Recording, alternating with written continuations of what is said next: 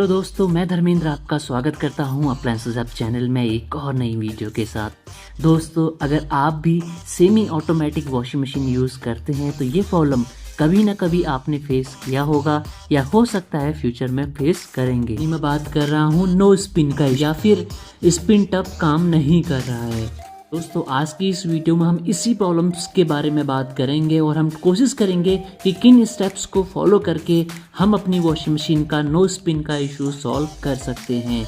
तो चलिए शुरू करते हैं। तो दोस्तों, सबसे पहले एक कॉमन स्टेप की बात करते हैं, यानी हमें सबसे पहले ये चेक करना है कि वॉशिंग मशीन में पावर की सप्लाई प्रॉपर हो रही है या नहीं। दोस्तों, नेक्स्ट स्टेप की अगर बात करें तो जैसे कि हमें पता है स्पिन टब तभी काम करता है जब वॉशिंग मशीन के स्पिन टब के अंदर जो लिड रहता है वो प्रॉपर बंद हो और उसका डोर भी प्रॉपर बंद हो। साथ ही स्पिन टाइमर में हम 1 2 3 4 या 5 इसमें से कोई भी सिलेक्ट करें तभी वो स्टार्ट होता है। तो ये स्टेप भी एक बार अच्छे से चेक कर लेना चाहिए। दोस्तों, नेक्स्ट स्टेप में हम चेक करेंगे कि वॉशिंग मशीन का जो मोटर है वो अच्छे से ऑपरेट हो रहा है या नहीं।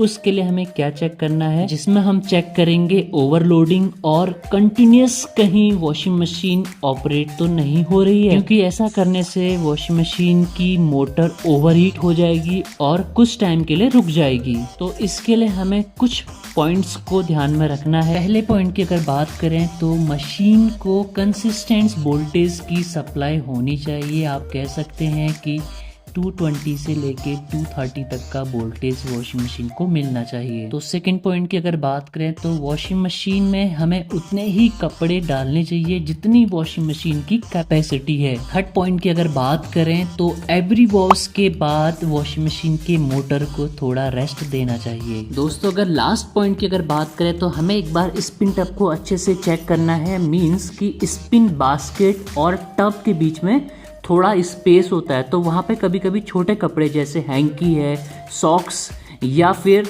दुपट्टा, ऐसी चीज़ें वहाँ पे फंस जाती हैं जिसकी वजह से भी स्पिन टब मूव नहीं कर पाता है। तो उसको आप केयरफुली रिमूव कर दें और उसके बाद उसको एक बार आप फिर चला के ट्राई कर सकते हैं। साथ ही दोस्तों, एक ध्यान देने वाली बात यह है कि जो भी सारे स्टेप्स अगर आप फॉलो करते हैं तो सबसे पहले आप वॉशिंग मशीन का पावर प्लग जो है पावर कॉर्ड से बाहर निकाल दीजिएगा, उसके बाद ही ये स्टेप्स को फॉलो कीजिएगा। दोस्तों, अगर आप इन स्टेप्स को फॉलो करेंगे तो हो सकता है कि आपके वॉशिंग मशीन का ये प्रॉब्लम सॉल्व हो जाए।